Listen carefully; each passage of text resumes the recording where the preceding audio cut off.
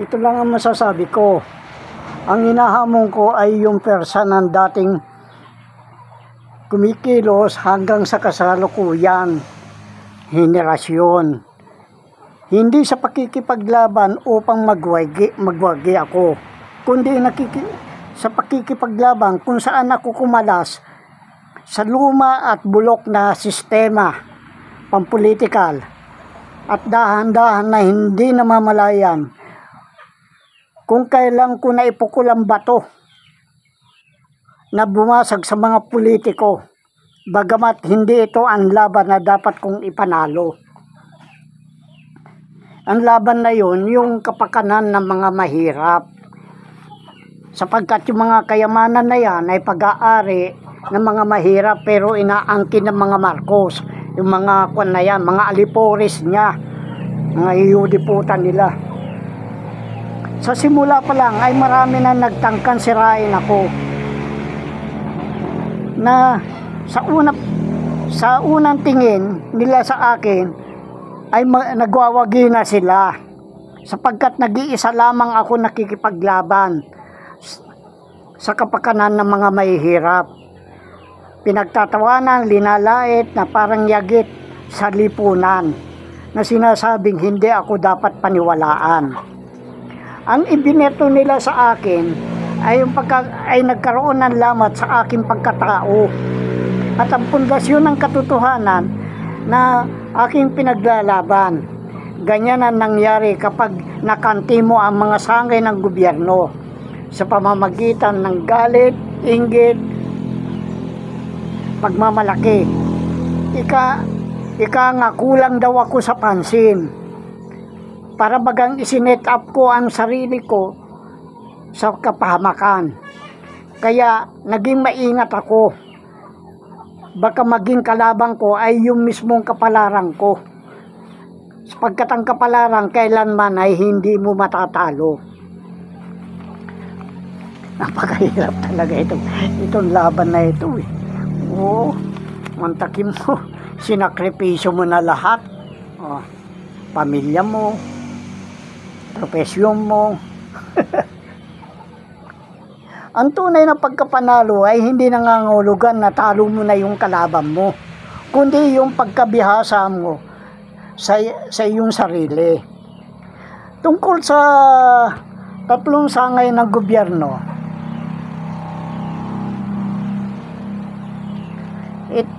ito yung executive, legislative, judiciary. Ang inyong talino ay kailanman hindi mawawala. Ito yung talinong pagkatuso. Sapagkat lahat ay naghahangad ng kayamanan. Ngunit ang sinisira nyo ay yung pundasyon ng ating gobyerno na para bagang nagtayo kayo ng bahay sa buhanginan. Na ang bahay na yun ay yung ating konstitusyon.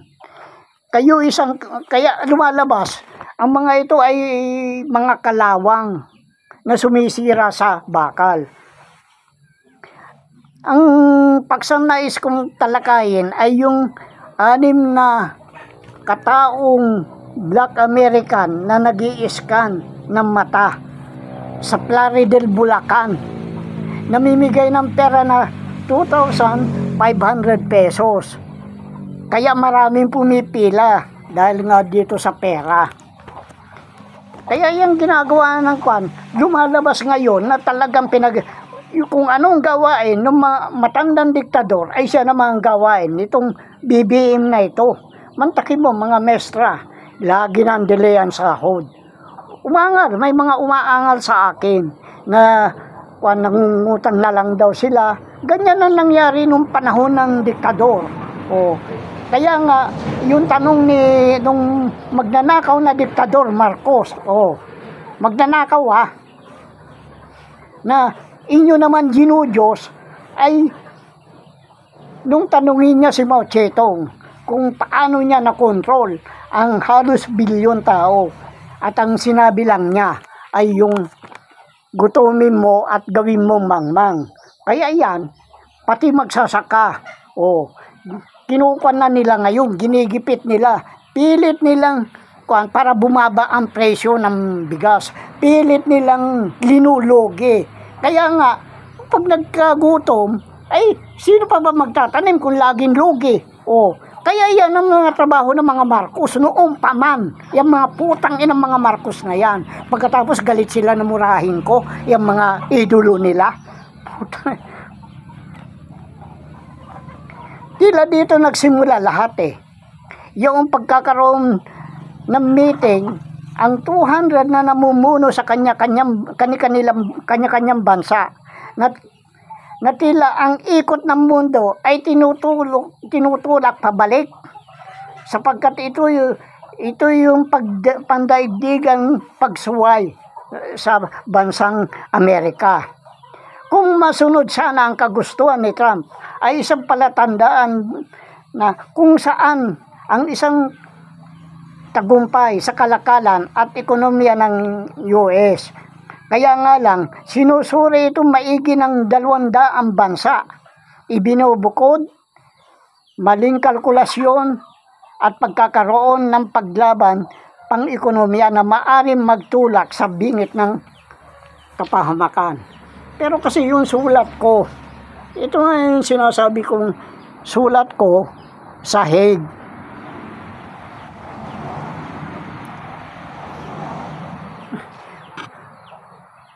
Na talagang napakabigat na sinasabi ko, kung sino man bansa ang tatanggap sa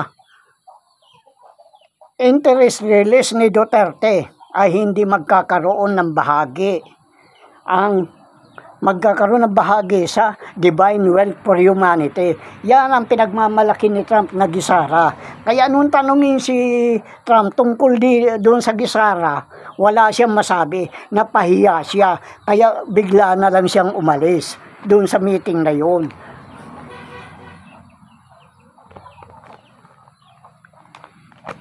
Mula pa nung pandemic ay hindi na nakabangon ang mga bansang ito upang bayaran ang kanilang obligasyon sa Monetary Authority Singapore, na ang namamahala naman doon ay yung Goldman Sachs, kung saan sila sumangla ng mga treasury note upang magkaroon ng mga dollar reserve. Kaya walang ginto na nakalagak. Yung pinamamalitan ng mga vlogger na yan, pinamamalitan ng mga Marcos na may mga ginto. Walang ginto na nakalagak doon. Kapag ayaw bayaran ng kanilang utang, papatungan ni Trump ng mataas na taripa sa mga produktong papasok sa US. Yung taripa na yan, yung parang bis. Kaya tataas ang presyo. Ngayon, yung presyo ng mga produkto ng Amerika na nanatili sa kanila ay yan, mas mababa. Kaya mapipilitan silang bumili ng sarili nilang produkto kaysa yung produkto na galing sa labas. Yan ang pakay niya. Bigat ano?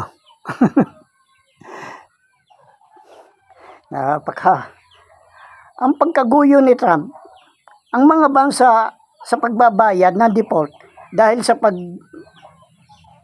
pandemic na nagpatuloy ang US sa pangunguna sa larangan ng ekonomiya. Ngunit, hindi sinang-ayunan nito ng 200 bansa sapagkat umaasa sila sa sinasabi kong debt jubilee, yung pagpapawala ng utang ng mga bansang ito. Kaya napakahalaga niyan eh. Bakit nga naman sila magbabayad? Hindi naman mga Marcos ang may-ari, hindi naman si Trump ang may-ari, kundi si Trump ay galamay ng mga Marcos. Kaya ganyan ang ginagawa nila, sinisingil nila. Wala naman silang karapatan. Bakit sila maniningil? Hindi naman sa kanila nakapangalan yan. Ang hirap sa mga Marcos na yan mapag-angkin. Ganid, salot. Kaya, mulat-mula pa, ganyan. Dahil yan, kaya siya nagkwan yan, Dahil nagkukuan sila sa babaylan. Oo. Na umaasa sila sa babaylan na nagkukuan doon sa Sacrifice Valley. Humihingi sila ng payo. Kaya naging ganyan yan. Ang pagpapawalang bisa sa kanilang mga utang, yun nga itong debt jubilee. Dahil sa sulat ko sa ICC, kung kaya ang plano ni Trump ay walang pinag-iba sa walang katiyakan pagbalangkas. O, di parang baliwala yung mga plano nila.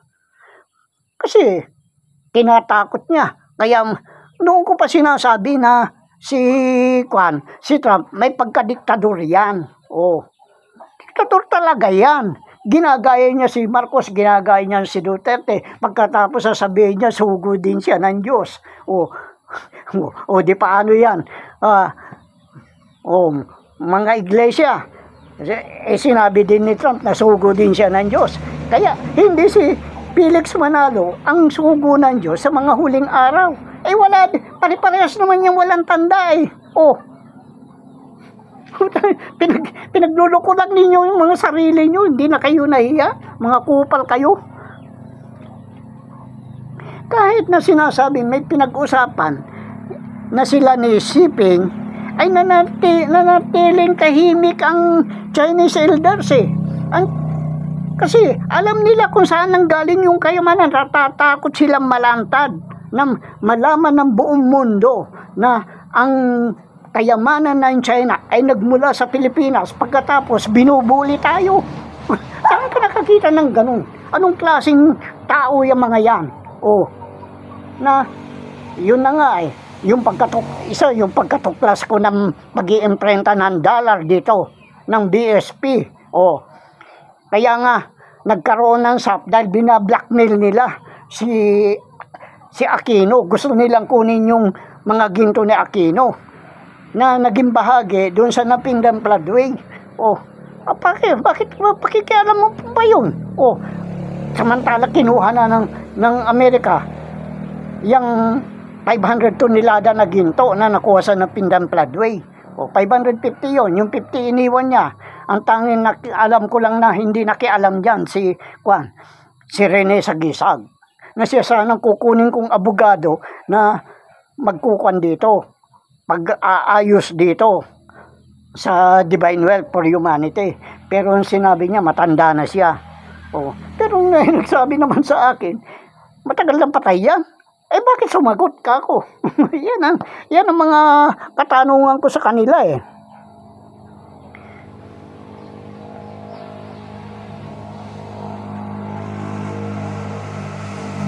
Dahil sa pagkawala nga ni Xi Jinping sa sirkulasyon. Kaya upang mawala yung haka-haka, akala naman nila, katulad yung custodian account, ilang trilyon yun, ilang trilyon, kung 40 trilyones yun. Dahil nga, yun ang unang pinuntahan, nung maupo si yun ang unang pinuntahan ng BBM na yan, doon sa Belgium, upang hingiin yung interest noon. Magkakabulgara. Nasundan ko yan kung bakit nagpunta siya doon. Doon ko nalaman na mayroon palang custodian account na binigay yung magnanakaw na diktador Marcos para sa China. Bukod pa doon sa mga dollar na inimprenta. Blinakmail nila noon kasi si Aquino kaya nagkaroon ng patayan sa SAP 44. At ang namuno dyan ay yung naka-floating na Maharlikan General, si General Purisima, na kamag-anak ng asawa ng kaibigan ko. Paano hindi ko malalaman? Kaya yung yan, ito isang kalkuladong galaw upang hiyain si Trump. Kaya si Trump at Xi Jinping, kapwa pinababagsak nila ang Amerika. Hindi alam ng mga mamamayang Amerikano yan, na ginamit siya upang yan. Kaya nga sabi ni Suabe, kailangan gumawa ng paraan upang manalo uli itong ito si Trump. Ang bigat ng mga kalukuhan nila, no? maliwanag na ang gumagamit lang sa kanila ay itong Committee of 300 at karamihan dyan ay mga Hudyo. Mga Hudyo ang karamihan dyan sa Committee of 300. Kaya kung inalis ng mga Hudyo ang kanilang kayamanan dyan, mga investment nila dyan, bakit kang Amerika? Yan ang totoo niyan. Dahil maraming dyan, mga malalaking kumpanya na talagang pag-aari ng mga Hudyo. Dito man sa atin, maraming malalaking kumpanya, inamin ni Imelda yan, na halos lahat ng malalaking kumpanya dito sa Pilipinas ay pag-aari ng mga Marcos. Katulad ng mga bangko, mga yung SM, yung mga Gokong Way na yan, iyan ay industrial partner lang. Meron silang 5%. Yung 95% sa mga Marcos yan. Pagkatapos, ang probitsyo lang nila, magagamit nila yung pera sa pagkuha ng puhunan. Kaya nga sa bawat bangko, may mga nakalakak dyan ng mga bilyon dolyar. Paano nila gagalawin yan? May swift code yan. Na ang pinakamalaki dyan, itong Bangko Philippine Island. Ang alam ko, noon ay 3.1 trillion na yan.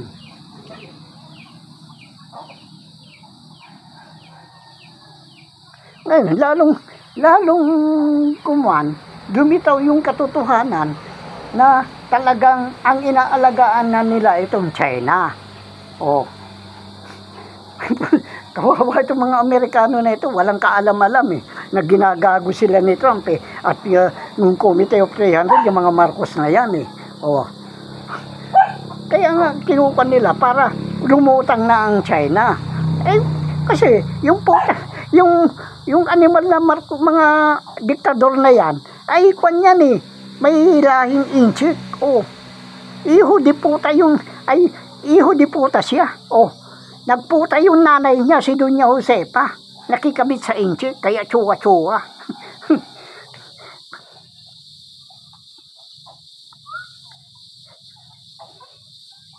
Kaya ang ang laro na ito scripted ito Ang bigat scripted. Kaya mula pa nung gera na yan ng World War II, scripted na yan. Mula doon kay Rothschild. Dahil nga dumadami ng noon, mga Israelita na pupunta sa Germany. Ngayon, upang mawala yan mga ganun ang ginawa. Holocaust. Sinusunog nilang buhay yung mga tao. Napakahirap noon. At ginamit nila si Hitler. Ngayon, ganyan na naman ang gagawin nila dito sa atin.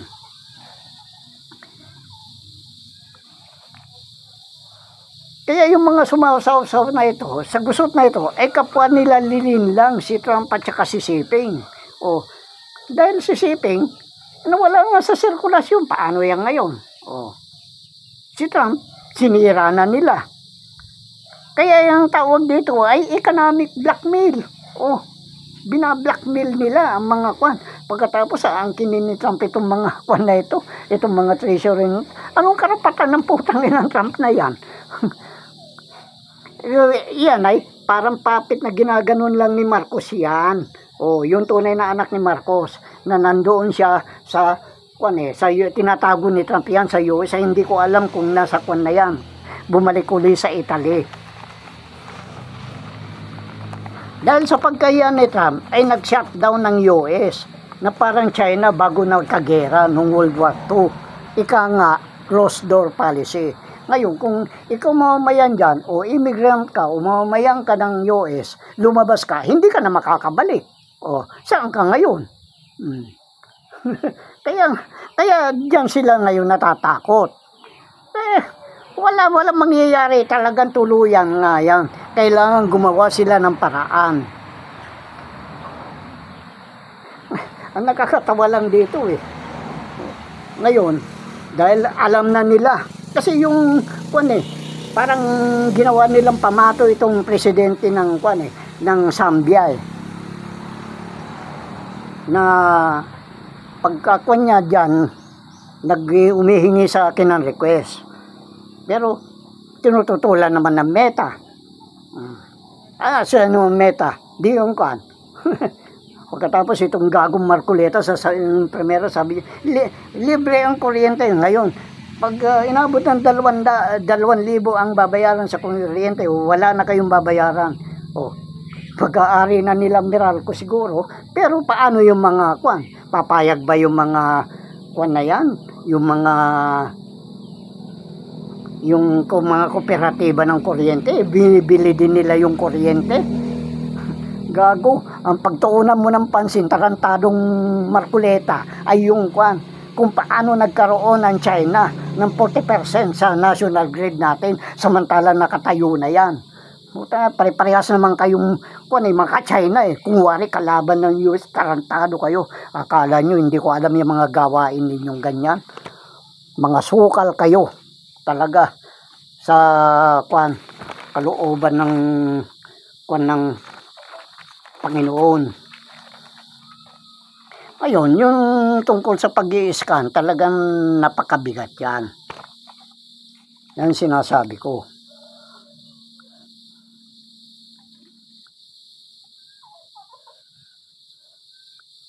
Kasi pagkaraan ng 1 linggo nung meeting na yon ay nagkaroon na yung yung lumitaw na yung pag-i-scan ng mata. Ito nga yung nangyari doon sa Plaridel, Bulacan, na binabayaran nila ng 2,500 na ewan ko kung polymer yan ay talagang akala nila babayaran ko yan. Putang ina yan, bakit ko babayaran yung polymer na yan? Ang layunin ng WorldCoin ay parang tip of the iceberg lang yan. Yung maliit lang ang nakalitaw, nakatagop o parang pako na yung ulo lang ang nakalitaw.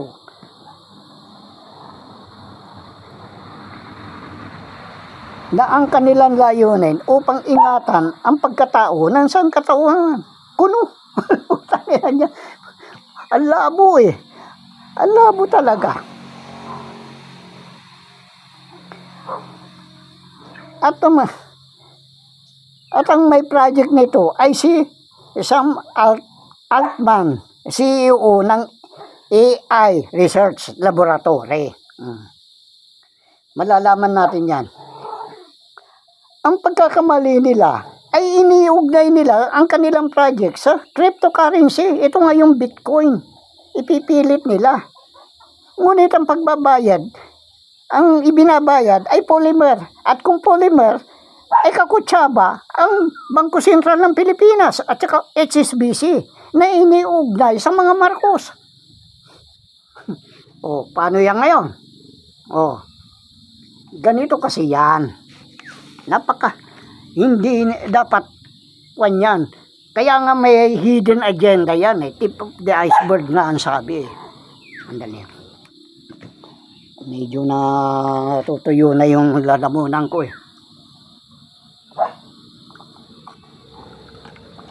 Pasensya na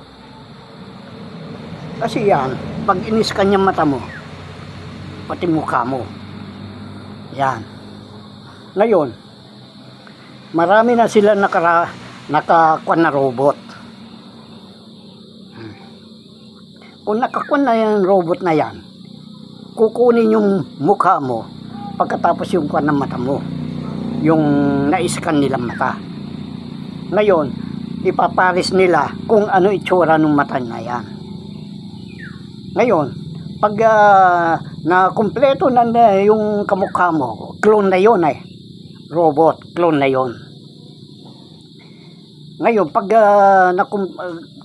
kuan na yan, dudukutin ka nila. Papatayin ka na nila. yan ang plano nila. Dahil paiiralin na nila ang mga robot. Paano naman ang gagawin ko? Parang makuang ko din yan. Mga robot na yan. Kasi yan, puro mga electronics yan. Na ang nakakuan dun sa katawan na yan. Ikita mo. Pagkatapos biglang mawawala, lilitaw yung tao na yung clone na robot na. Kaya maging maingat kayo dyan sa pag-i-scan na yan. At saka bakit ang pakay nila ay yung Bitcoin? Bakit polymer ngayon? na iniugnay ang kanilang project sa cryptocurrency. Ngunit ang binabayad Polymer. Kaya nga, yan ang yun ang hidden agenda nila.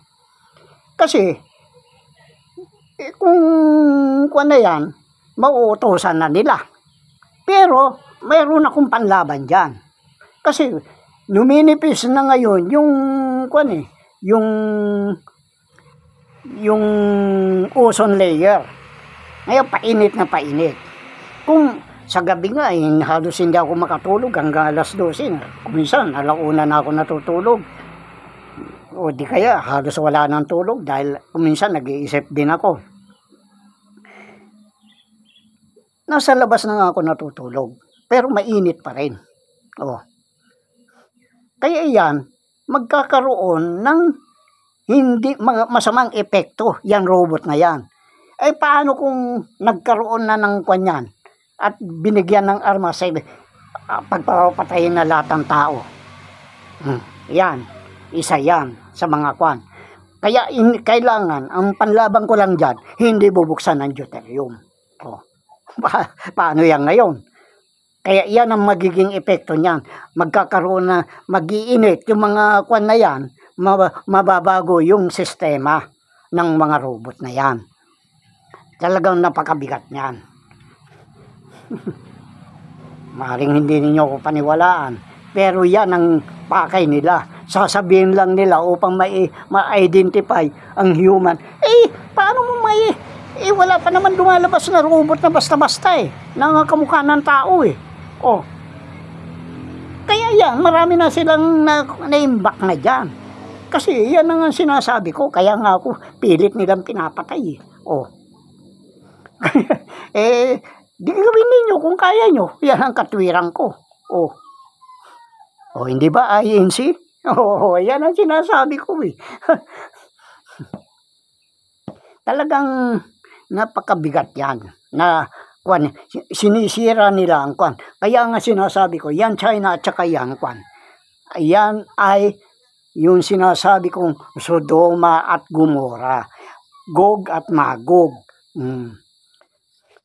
Kaya yan, mawawala kapwa yan.